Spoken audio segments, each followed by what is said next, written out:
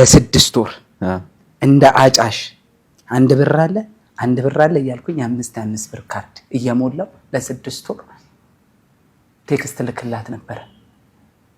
አንድ ቀን መልሳልኝ አታውቅም። ምን ያዝናናሻል? ብር ያዝናናኛል። ምንም በቃ ሊትራሊ ምንም ሆቤ የለኝም። መጨረሻ ላይ ሲሰለቻት መመንኮስ ነው የምፈልገው አለች።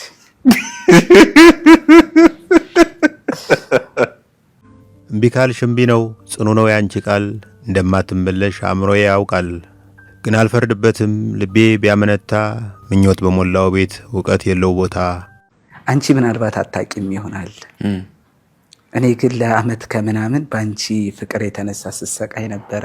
መከራዬን በልቻለሁ እና ምናልባት ጓደኛ ከሌለሽ ፍቃድሽ ከሆነ ነገራችን ላይ ብቸኛ ሰው እኮ ብቻውን አይደለም፣ ከእግዚአብሔር ጋር ነው ያለው። ለፈጣሪ ከተገዛክ በጌታስ። ሰላም ውድ ቤተሰቦች እንዴት ናችሁ? ሁላችሁም በያላችሁበት ሰላማችሁ ይብዛ። ዛሬ ደግሞ በጣም ቆንጆ ቪዲዮዎች፣ ፍቅር በፍቅር የሆኑ ቪዲዮዎች እየመጥቻለሁኝ። አብራችሁ ይቆዩ። እስኪ መጀመሪያ የትኛዋን እንታዘባት? ምን ያዝናናሻል? ብር ያዝናናኛል። ምንም በቃ ሊትራሊ ምንም ሆቤ የለኝም። ነበረኝ ሆቤ ብር ነው። በፊት ነበረኝ። አሁን በፊት ጠይቀኝ ፊልም ማየት እልሃለሁ፣ ትራቨል ማድረግ እልሃለሁ። አሁን ላይ ግን ብር መስራት በቃ ብር በምንም ነገር ውስጥ የሆነ ነገር ስታወራኝ እንትን ልቃዥላ እችላለሁ። ብር በቃና ብር እና በቃ እሱ ነው ኢንትረስት የሚያደርገኝ። ፋይናንሻሊ በጣም ጎርቶ ስላየሁኝ እንደሚጎዳ ስለማቅ ብር ምንድነው ምናምን ይላል ሰው። ፍቅር ካለ ብር ነው በጭራሽ። ብር ወሳኝ ነገር ነው። ቢኮዝ አይቼዋለሁ፣ የብር ጦትን አይቼዋለሁኝ፣ ምን እንዳደረገኝ አይቼዋለሁኝ። እና ብር እኮ አንዳንዴ ፍቅርን ራሱ ይገዛል። አሁን ላይ ኧረ ተይ እንግዲህ አይመቃም ኖ ወይ ያጫውሽ እንዴ ፍቅሩ ይመጣል ነው ብሩ ካለ። ብዙ ጊዜ ሰዎች ላለው ሰው ያሸረግዳሉ አይደለም? ያው ዓለማዊ እንትን እሱን ነው የምልህ። አሁን እኔ ባልነበረኝ ሰዓት የብርን ፓወር አይቼዋለሁ የምልህ ያንን ነው። በጣም በቸገረኝ ሰዓት፣ የካርድ ሞሚያ ባጣሁ ሰዓት፣ ለበዓል እንጀራ መግዣ አጥቼ በጣም በሬን ዘግቼ በማለቅስበት ሰዓት ማንም ሰው ልጄ ነሽ እኮ እህቴ፣ ከዝኔ፣ ሊንዳ ብሎ የመጣ ሰው የለም። አሁን ላይ ነገሮች ተስተካክለው ብሮች ሲመጡ፣ እቅርና ሲመጣ፣ ላይፍ ሲስተካከል ሰው አጉል ፍቅር ያሳይሃል። ገንዘብ መፈለግን ያመጣል። ጥሩ ነው በብር መዝናናቷ ምናምን። እስኪ ግን መጀመሪያ ውድ ቤተሰቦቼ ለዚህ ቻናል አዲስ የሆናችሁ ሰብስክራይብ አድርጉኝ፣ ቪዲዮውን ደግሞ ላይክ አድርጉት። ከዛ ሀሳብ አስተያየቶችን ኮሜንት ላይ ጻፉልኝ። እሱ ደግሞ አሪፍ ነው፣ ቀጣይ ለምንሰራቸው ስራዎች እንትን ይላል፣ ይረዳናል። እሺ እኔ ተቃውሞ የለኝም። ብር ያዝናናታል። እሷንም ያዝናናትን አይደል ተጠየቀችው። ስለዚህ ብር አያዝናናም፣ ብር አያስፈልግም ልል አልችልም። ብር ያስፈልጋል፣ ያዝናናልም። እኔ ግን አንድ ጥያቄ አለኝ። ጥያቄው ምንድነው? ብር ፍቅርን ይገዛል ያለችው ላይ ጥያቄ አለ። የእውነት ብር ፍቅርን ገዝቶት ነው? በዛ ኮንቴክስትስ እሷ ባላቸው መንገድ ማለት ብር ሲኖር ሁሉ ያሸረግድልሃል ብላለች። ስለዚህ ብር ፍቅርን ይገዛል ብዬ አላስብም።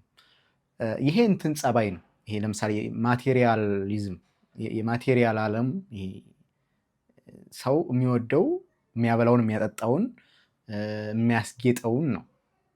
ዓለምም የምታሳድደው ገንዘብን ነው። ይሄ ማቴሪያል ጋር አታችድ መሆናችን፣ ማቴሪያል መውደዳችን፣ መቀማጠል ምናምን መውደዳችን ነው ያለውን እንድንወድ ሊያደርገን ይችላል።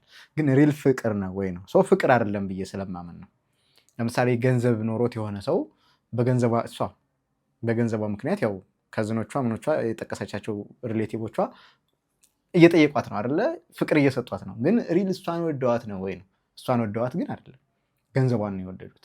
ስለዚህ ገንዘብ ፍቅር ገዛልኝ ማለት ትችላለች? የሚቻል አይመስለኝም። እኔ ፍቅርን የማውቀው ማለት እኔ በነገራችን ላይ ስለ ፍቅር ሳወራ እንደ ክርስትናም ስለማየው ነው፣ ከክርስቲያኒቲ ፐርስፔክቲቭ ስለማየው ነው እንጂ እንደ ዓለም ከተረዳችሁት ዓለም የምትወደው ማለት በቃ የሚያበላትን፣ የሚያጠጣትን ወይም ደግሞ ሀሳቧን፣ ምኞቷን የሚፈጽምላትን። ስለዚህ አሁን ለምሳሌ ሰው ዝሙት ቢፈልግና ዝሙት ሀሳቡን የሚፈጽምለት ሰው ይወዳል። ያን የሚከለክለውን ሰው ግን አይወድም። ለምንድን ነው? በቃ ፍቅር የሆነ ነገር ማግኘት ብቻ ስለሆነ፣ የሆነ ጥቅም ማግኘት ብቻ ስለሆነ በዚህ ኮንቴክስት እሷ ባላቸው አግባብ ሰው የተለያየ ነገር ሊያዝናናው ይችላል።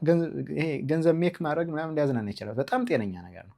ነገር ግን ፍቅርን አይገዛም ብዬ ኮሜንት አደርጋለሁ እሷ ላይ ማለት ነው። ምክንያቱም ፍቅር ነው ቢያንስም ቢያደርግ አንኮንዲሽናል የሚባል የለም ለኛ የእግዚአብሔር ፍቅር ነው አንኮንዲሽናሊ እግዚአብሔር ዝም ብሎ እንዲሁ የወደደን ማለት ነው። ግን ትንሽም ብትሆን ሰዋዊ ጠባይ ሲኖረን እንደው ሰው መሆን ስንጀምር የምንወደው ዝም ብለን ሰውን እንወዳለን ማለት መውደድም አለብን ያለ ምንም ምክንያት ገንዘብም ሳታዩ ምንም ሳታዩ የምትወዱ ሰው ሊኖር ይገባል። ከዚያ ውጭ ለሰው ያለን ነገር ደካማ ነው የሚሆነው። ስለዚህ ከሰው በላይ እቃን ከሰው በላይ ቁስን እናስቀድማለን፣ ከሰው በላይ ገንዘብ እናስቀድማለን ማለት ነው። ለዛ ነው ገንዘብ በገንዘብና በእግዚአብሔር መካከል ትልቅ ግድግዳ የቆመው። ምን የሚል ለሁለት ጌቶች ልትገዙ አትችሉም፣ አንዱን ይተዋል አንዱን ይጠላል ወይ አንዱን ይወዳል ማለት ነው። ስለዚህ ለገንዘብና ለጌታ ልትገዙ አትችሉም ተብሎ ገንዘብ ጌታ ተብሎ በማንጸር ተነግሯል በመጽሐፍ ቅዱስ። ምን ለማለት ፈልጌ ነው?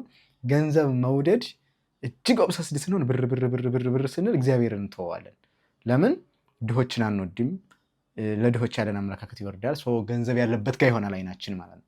ስለዚህ የኛው እግዚአብሔር ደግሞ ከዛው በተቃራኒ ነው። ከድሆች ጋር ነው የምታዩት፣ ዝም ብሎ ሲወድ ነው የምታዩት። ሰዎችን ሲረዳ ሲራራ፣ የተራቡትን ሲያበላ፣ የተጠሙትን ሲያጠጣ፣ ጎባጣዎቹን ሲያቀና፣ ከህሙማን ጋር ነው የምታገኙት ሲፈውሳቸው ምናምን።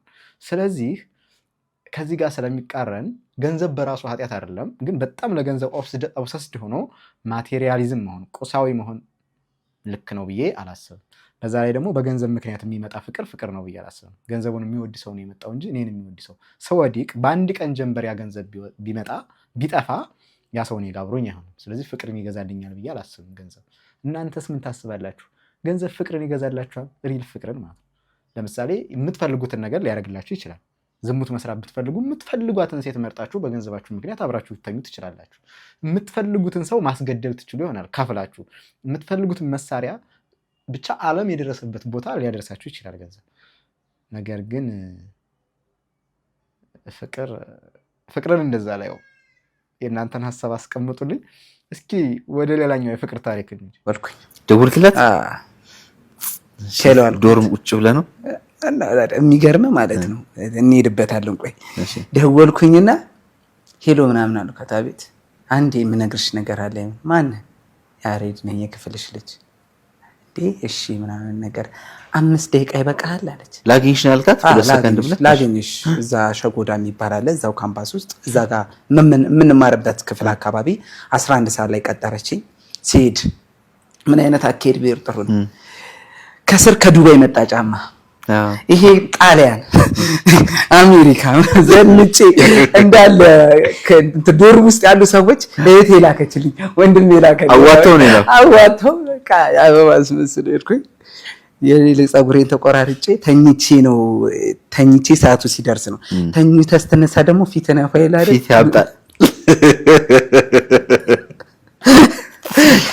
የቀን ደግሞ ከባድ ነው። የቀን እንቅልፍ ደግሞ ከባድ ነው። በቃ ብጥብጥ ብዬላ አለባበስ አንደኛ ነው ምናምን ሰዓት ያው መንቀጥቀጥ አለ ምናምን። ምንም እንዳታወሪ አልኳት። ምንም እንዳታወሪኝ አልኳት። ካወራች ልብ አትሊስት አንተ እስክትናገር መጠበቅ አለባት። አንዴ ልቤን አውርቼ ከዛ የፈለገችውን ትበል። እድሜ ልኬን እሷን ስከታተል ነው እንትን ያልኩትና አንቺ ምናልባት አታውቂም ይሆናል። እኔ ግን ለአመት ከምናምን በአንቺ ፍቅር የተነሳ ስሰቃይ ነበረ። መከራዬን በልቻለሁ እና ምናልባት ጓደኛ ከሌለሽ ፍቃድሽ ከሆነ ቁጭ ብለን ብናወራ እና በጣም ነው የማፈቅርሽ ብዬ በቆመችበት እንዲህ እያልኩ ማለት ነው። እንዲህ እያልኩ ነው በቆመችበት ጥያት ሄድኩኝ። ምንም መልስ መስማት አልፈለኩም። በቆመችበት አፈቅርሻለሁ የሚል ብዬ ጥያት ሄድኩኝ። ምንም ከሷ አልሰማም። ምንም ቃል አልፈልግም። የሆነ ነገር ብላኝ ደግሞ ሌላ ታሪክ ወስዶ ገባስ። እሺ በቆመችበት ጥያት ሄድኩኝ። ከዛ ረጅም ሄድኩ። በኋላ ተንቀሳቅሳ ስትሄድ እንትን አልኩኝ። በስልኳ ቴክስት አረግላት አትመልስም። ቴክስት አይደል ለ6 ወር እንደ አጫሽ አንድ ብር አለ እያልኩኝ 5 ብር ካርድ እየሞላው ለ6 ወር ቴክስት ልክላት ነበር። አንድ ቀን መልሳልኝ አታውቅም። በእውነት ነው እና መጨረሻ ላይ ሲሰለቻት መመንኮስ ነው የምፈልገው አለች።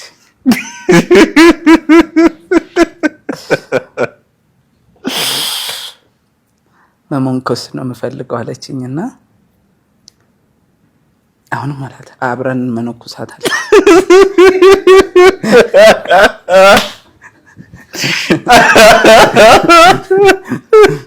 እውነት እንዲህ ነው ያልኩት። በቃ ጭንቅላቴ ነው ነገር። የዚህ ልጅ የፍቅር ታሪክ በጣም ይቀጥላል። አስጨናቂ ነው እውነት ለመናገር በጣም ተጎድቶበታል።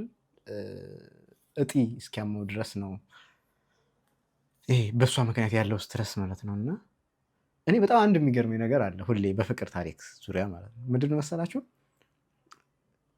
አፍቃሪ በጣም ለምሳሌ አሁን እሷ አግብታ ትኖራለች። አሁን አግብታ ወልዳ እየኖረች ነው ሌላ ሰው አግብታ ማለት ነውና የዚህን ልጅ ያህል እኮ ላይወዳት ይችላል ያ ሰው ነው እና ያለበትን በእሷ ምክንያት የደረሰበትን ምናምን ይተርከዋል። ይህን ስትሰማ እሷ ከቶ ምን ይሰማት ይሆን አለ። እኔ አሁን በጣም የሚያስገርመኝ ነገር የወደደውን አያገኝም፣ የልቡ አይደርስም፣ በዚህ መልኩ እየተሰቃየ ይኖራል ምናምንና የሚያሳዝነኝ ከፍቅር ታሪክ የአብዛኛው ሰው ቁስል ነው ምናምን የሚያስቆዝም ነገር ነው። እውነት ለመናገር በጣም የሚያስቆዝም ነገር ነው። የእሱ ብቻ አይደለም፣ ብዙ እህቶች የሚወዱትን አጥተው ይኖራሉ። እነሱ እየወደዱ ወንዱ ግን ሌላ ወዱ ማለት ነው። በወንዶችም ሳይድ እንደዚሁ እሱ እንዲህ እየወደዳት ግን ማግኘት አልቻለም ምናምን። ቢያገኛት ወይ ይቀንስለት ይሆናል ፍቅሩ እንደጠበቀው ላይ ሄድለት ስለሚችል ምናምን ብቻ ሄዶ ነው። ግን እንደዚህ አይነት የልብ ስንጥቃቶች በጣም ነው የሚያሙት። እኔ ፊል አደርጋቸዋለሁ፣ በጣም ፊል አደርጋቸዋለሁ። እና በቃ አይዶ ነው በቃ በጣም ስታፈቅሩ የሚወደዱት ሰዎች ሌላ ሰው ነው የሚወዱት። የሚወደዱት ሰዎች ሌላ ሰው ወደው ይሄዳሉ እና ልጁ በዚህ መልኩ ተሰቃይቶ ህይወቱን ሲተርክ ያለፈበት ፔን በጣም ያሳዝናል። እና ከዚህ ልጅ በላይም ሌላ ታሪክ ያለው ሰው እያለ አይደለ? ጥላው አሜሪካ ሄዳ እድሜ ልኩን መንገድ ላይ ቆሞ የሚጠብቃት በዛ ዙሪያ በውቄ ገጥሞታል። እስኪ እንስማው። ከዚህ የባሰ ነው ደግሞ ይሄ ወገን። የቤታችን በሩ ከፍተሽው እንደሄድሽ ዛሬም አልተዘጋም። የነበረኝ የለም ለቀማኝ አልሰጋም። እምቢ ካልሽ እምቢ ነው ጽኑ ነው ያንቺ ቃል። እንደማትመለሽ አእምሮዬ ያውቃል። ግን አልፈርድበትም ልቤ ቢያመነታ። ምኞት በሞላው ቤት እውቀት የለው ቦታ። ተስፋ አይቆርጥም ደግሞ ልቤ ህልሙን ያምናል። ይለኛል ደጋግሞ ትመለስ ይሆናል፣ ትመለስ ይሆናል፣ ትመለስ ይሆናል። እኔም በምላሹ ልቤን ፊት ሳልሰጠው እንዲህ እለዋለሁ ተስፋ ላስቆርጠው። ጠጠር ላይ ቀቀል አልማዝ ላይ ከለስ፣ በደመና ራስጌ ጎጆ ላይ ቀለስ። እኔም አልሻሻል እሷም አትመለስ። ሰማይ ሰም ይመስል ቢንጠባጠብ ቀልጦ፣ የረር ፈልሶ ቢሸሽ ቢነቀል እንጦጦ። ባህሮች ቢከስሙ ምድር ብትናወጥ፣ እሷም አትመለስ እኔም አልለወጥ። በዙሪያዬ ያለው ጸጋ ብዙ ነበር፣ ግና ክንፍ አብቅሎ ፍቅርሽ ጥሎይ ቢበር። ከኔ ጋር የቀረው የተቆለፈ ልብ የተከፈተ በር። ይሄ ግጥም በጣም ያሳዝናል፣ በጣም ያሳዝናል። ታሪኩን ረስቸዋለሁ፣ ሰምቼ ነበረ። ሁላችሁም የምታውቁት ይመስለኛል። ጎፋ አካባቢ ለማ ነው የሚባል ሰውዬ ነበርና ዋቲበር ሚስቱ ትታው ሄዳ ፍቅረኛው ወይም ምጮኛው ወይም ሚስቱ እሷ ትመጣለች እያለ መንገድ ላይ ጅል ሆኖ ይጠብቃታል እና እዚህ ድረስ ይደርሳል ፍቅር። እና እኔ በፍቅር ስለማምን ነው ጎበዝ ይሄን እያጋራኋችሁ ያለሁት። እስኪ ደግሞ በዚህኛው ምክር እንጽናና። ነገራችን ላይ ብቸኛ ሰው እኮ ብቻውን አይደለም፣ ከእግዚአብሔር ጋር ነው ያለው። ለፈጣሪ ከተገዛክ በጌታስ ለማንም የእንባ ምንጭ አትሆንም። በቃ እረፍት ነው የምትሆነው። የሄድክበት ቦታ ከፋይ ነው የምትሆነው። ሰጪ ነው እንጂ ተቀባይ አትሆንም። አበዳሪ እንጂ ተበዳሪ አትሆንም። እኔ ልጅ በወልድና ልጄ ብትደርስ በቃ ያለ ድርድር ዝም ብዬ የምሰጠው እግዚአብሔርን የሚፈራ ሰው በቃ ከልቡ እኔ ተው ገንዘቡን ከተማ ውስጥ በልመና የሚተዳደርም እግዚአብሔርን የሚፈራ ነው። በነገራችን ላይ ስለ እግዚአብሔር ማወቅና እግዚአብሔርን ማወቅ ይለያያል። እሱን ስታቅ ኦልሬዲ ነፍስ የሚገዛለት እውነት ነው። ሶ ለሱ ከተገዛ ደግሞ እኔ እመኔ ለማንም ሐዘን አትሆንም። ብቻህንም ብትኖር እየኖርክ ያለው ከእግዚአብሔር ጋር ሰው ብቻኛ አይደለም። በትክክል ያ ልብክ 100% እርግጠኛ የሚሆንበት ሰው በህይወት እስኪመጣ ድረስ ሪላክስ ተረጋጋና ያንን ሰው ጠብቀው። አንድ ቀን ከሷ ጋር ኖረ መሞት ይሻላል ከማይሆን ሰው ጋር በቃ ህመም ከሆነብህ ሰው ጋር እየታመምክ እድሜ ልክ ከመኖር እግዚአብሔር ከሰጠ እረፍት ከሆነ ሰው ጋር አንድ ቀን አድረ መሞት ከዛች ሴት ጋር አጠገቧ ስትቀመጥ የሆነ ሙሉነት ከሚሰማ ሰው እዚህ ደረት ላይ ትንሽ ስታስተኛት የሆነ ወደ ሆነ ዓለም የሄድክ እስኪመስል ድረስ የሆነ ነገር የምትተነፍስበት ከሷ ሴት ጋር አንድ ቀን ማደር ይሻላል። ካልተባረከ ቤት ውስጥ እያለቀስ ከመኖር ሰው እኔ ልጄን እግዚአብሔርን የማይፈራ ከሆነ ፕሊስ ቆመሽ ቅሪ ነው ብላ አታግቢ። እንደዚህ አይነት ሰው ካልተገኘ ይቅርብ። መጽሐፍ ቅዱስም ይላል ኦሪት ዘዳግም ላይ የኔ አምላክን የእግዚአብሔርን ቃል ብትሰማ እንደ ሕጌ ብትኖር ከምድር አሕዛብ ሁሉ በላይ ከፍ ከፍ አደርጋለሁ። ብትዘራ ዘርህን፣ ብትነግድ ንግድህን፣ ብታገባ ትዳርህን፣ ብትወልድ ልጆችን እባርካለሁ። የላሞችን መንጋ፣ የፈረሶችን መንጋ፣ የጠቦቶችን መንጋ ሞላልሃለሁ። አንተን በከተማው ምስጉን አደርግሃለሁ። አበዳሪ እንጂ ተበዳሪ አላደርግህም፣ ሰጪ እንጂ ተቀባይ አላደርግህም። ጠላቶች በመጡበት ጊዜ በሰባት መንገድ ሸሽተው እንዲጠፉ አደርጋለሁ። እንደ ሕጌ ባትኖር ግን አንተ ለቀጠርካት ባሪያ መልሼ ባሪያ አደርጋለሁ። እድገትህን ከላይ ወደ ታች አደርገዋለሁ። ምን ባትሆን እንደ ሕጌ ባትኖርና እኔን ባትሰማኝ። ሰው እግዚአብሔርን የሚፈራ ሰው ለማንም ሐዘን አይሆንም። ባይዞይ በሽታ የሚሆንብህ ከዚህ ተቃራኒ የሚሆን ሰው ነው። እኔ ኢቭን እሱን ተው እንኳን ለልጅ ቀርቶ ላንተ ወደ ጓደኛ ሊሆን አይችልም። እግዚአብሔርን የሚፈራ ሰው ግን ብትቸገር ትበድረዋል። ቢመሽብህ ሄደ ቤቱ ታድራለህ። ቢመሽ ሚስቱ ብትታመም መኪና ወደ ታሳክመዋለህ። ለምን የወንድምህን ሚስት አትመኝማ? እውነት ነው። ሰው በተለይ እንደ ክርስቲያን ብቻውን አይኖርም። ክርስቲያን የሚኖረው ከክርስቶስ ጋር ነው እና ይሄ ያጽናናል። ለምሳሌ አፍቅራችሁ ብታጡ ምናምን እንደዚህ ይሄ መታመሙ መሰበሩ ምናምን እንዳለ ሆኖ እንደዚህኛው ልጅ ማለት ነው። ግን ደግሞ ብቻውን በመሆኑ የሚጎልበት ነገር የለም ክርስቶስ ስላለው ማለት ነው። ክርስቶስም እንደዛ እየተጨነቀ ያለ ወደደ ራሱ ታሞ ልጁ እስኪታመም ድረስ እንደወደዳት ያችን ልጅ ክርስቶስም በዚህ ነው ያለፈው ማለት ወዶ ህመም ነው ያተረፈው። ማንም ከክርስቶስ ጀምሮ ማለት ነው። ወዳችሁ ብዙም ደስታ ላታገኙ ትችላላችሁ። ለምሳሌ ክርስቶስ እኛን ወደደ፣ ግን አቀባበሉን አይታችሁታል። መከራ ነው የተቀበለው፣ ልብ ዝቅ የሚያደርግ መከራ። ክርስቶስን ማሰብ በቂ ነው። ለምንድነው እንደዚህ ነው? ወዶ ነው። እኛም ሰው ስንወድ ስናፈቅር የክርስቶስ ያቺ የፍቅር ቅንጣቢ አይደለም የምታገኘን ረድኤቱ ስላለ ስለዚህ ያው ህመሙን እንቀምሰዋለን ማለት ነው። ሰዎችም አፍቅረው ይሰቃያሉ ማለት ነው። እና ምን ለማለት ፈልጌ ነው? ብቸኛ አይደለንም፣ ክርስቶስ አለልን። ስለዚህ ክርስቲያን ሲኖር ከክርስቶስ ጋር ስለሚኖር በዚህ እንጽናናለን ማለት ነው። ስለዚህ አፍቅራችሁ የምትሰቃዩ በክርስቶስ ተጽናኑ። ያፈቅራችሁትን ያገኛችሁ የታደላችሁ ደግሞ እንጆይ አድርጉት። በእጀ ያዙት ወርቅ አያደምቅ እንዳታደርጉት ምናምን ደስ የሚል ነገር ነው። ይሄ ልጅ በመውደዱ ምክንያት የሚጸጸት አይመስለኝም። ቢጎዳም እንደዛ ነው። የእናንተን ሀሳብና አስተያየት ኮሜንት ላይ ያስቀምጡልኝ። ለዛሬ ያስኳቸው ቪዲዮዎች እነዚህ ነበሩ። መልካም ቀን።